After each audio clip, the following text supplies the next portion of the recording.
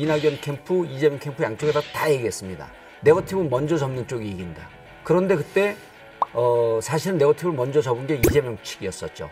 귀를 열고 들은 것은 이재명 캠프였고 이낙연 캠프는 끝까지 듣지를 않았다는 겁니다. 이런 분이 이런 인성을 가진 분이 대통령이 돼도 좋을까? 이렇게 불같이 화를 내고 이렇게 함부로 욕을 하고 또는 뭐 이런저런 일을 만드는 사람을 과연 대통령 줬을 때 어떨까?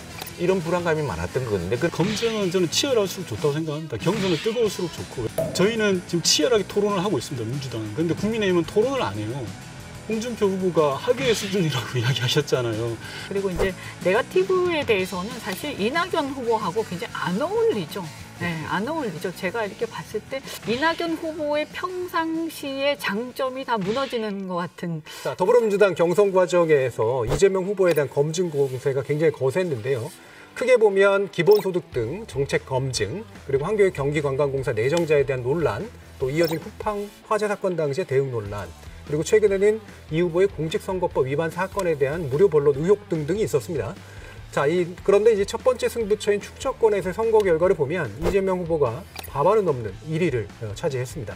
자, 이런 경선 결과를 두고 이재명 후보가 검증을 비교적 잘 통과한 것이다라고 볼 수도 있고요. 이낙연 후보의 네거티브 공세가 오히려 이제 반감을 불러일으켜서 그것이 이제 이재명 후보에게 과반을 안겨준 것이다라고 이제 분석을 할 수도 있겠습니다. 자, 이런 부분에 대해서 이제 어떻게 보시는지 먼저 첫 토론 이어가도록 하겠습니다. 일단은 저는 이렇게 예측을 했고요. 많은 평론가들이 50을 못 넘을 거라고 예측을 했었습니다. 네. 왜냐하면 충청권에서 이낙연 후보가 상대적으로 좀 우세할 것이다. 그리고 충청권 대의원이나 권리당원들이 좀 보수화됐을 것이다. 중도층으로 많이 가 있을 것이다. 이런 예측을 했었는데 그거는 민주당 국회의원보다 대의원이나 권리당원들이 훨씬 더 정치적으로 선진적으로 앞서 나가고 있다. 의원들이 오히려 당원들의 당심과 그다음에 대의원들의 당심, 로열티 이런 것을 못 쫓아가고 있는 거 아니냐. 왜냐하면 50%가 넘지 않을 거라고 다 예측을 했고 심지어는 이낙연 후보가 상당히 많이 쫓아갈 것이다라고 예측을 했는데 지금 결국 그 더블 스코어 차이가 났거든요. 네. 전 두 가지로 보는데 첫 번째 지금 말씀드렸던 민주당의 권리당원과 대의원들이 상당히 높은 정치의식 수준을 보여서 여기서 본선 경쟁력 있는 후보에게 가는 그러니까 의원들의 생각과도 조금 달랐을 것 같습니다. 그다음 두 번째가 이낙연 캠프, 이재명 캠프 양쪽에다 다 얘기했습니다. 네거티브 먼저 접는 쪽이 이긴다. 그런데 그때 사실은 네거티브를 먼저 접은 게 이재명 측이었었죠. 이재명 캠프는요. 네거티브 싸움에 무척 능한 집단입니다. 그리고 바닥 싸움에 강해요. 그러니까 오히려 더 자신들한테 맞는 권법이거든요, 그게. 네. 그런데 빨리 포기를 했습니다. 그건 뭐냐 하면 당원들이 모두 다 네거티브 그만하라, 우리 전체가 몰락한다 라고 하는 얘기를 귀를 열고 들은 것은 이재명 캠프였고 이낙연 캠프는 끝까지 듣지를 않았다는 겁니다. 그래서 네거티브라고 하는 거는 단순히 상대방의 흠집과 문제를 끄집어낼 뿐만 아니라 내는 것에 그치지 않고 우리 전체를 공멸로 가져가고 있다라고 하는 당원들의 위기감이 빨리 승부를 결정했다. 예. 네, 정봉주 의원님 말씀에 많이 공감합니다. 난 특히 이번에 민주당 경선을 보면서 우리 당 예비주자들이 좀 눈여겨봐야 될 부분이 많다.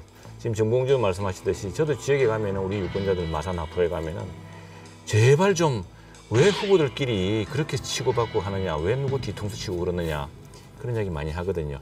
저는 사실은 이재명 지사에 대해서는 오히려 국정 경험이 많고 한 이낙연 전 대표가 훨씬 많은 것을 정책적으로 앞줄 수가 있었을 것입니다. 지금 기본소득인이 뭐냐 하는 게 얼마나 정부에서 불안합니까? 그리고 지금 문제되는 사안들이 이런 분이 이런 인성을 가진 분이 대통령이 돼도 좋을까?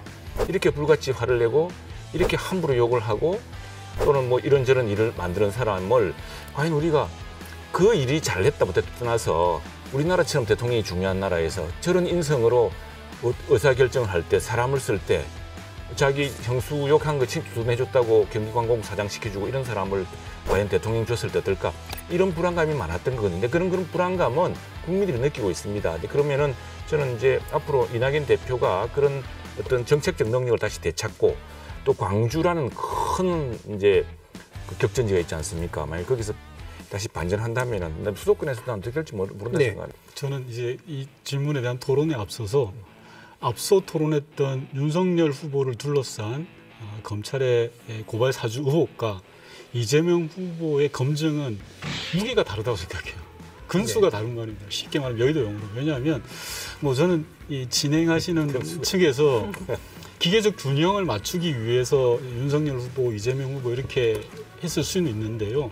하나는 권력을 배경으로 한 일종의 농단이고, 하나는 개인 지금 후보 검증이 진행되고 있는 당에서 지금 경선 과정에 있지 않습니까? 따라서 이 두 개가 합리적인가라는 문제를 먼저 말씀드리고, 좀 총론적 측면에서 말씀드리면, 검증은 저는 치열할수록 좋다고 생각합니다. 경선은 뜨거울수록 좋고, 왜냐하면 이 경선이라는 게 본선의 예비적 조치이지 않습니까? 그렇기 때문에 사전 예방 효과를 맞는 차원에서는 저는 뜨거울수록 좋다라는 생각이 들어요. 근데 이게 잘 되면 살이 되고 피가 되지만 못 되면 이게 독이 되거든요.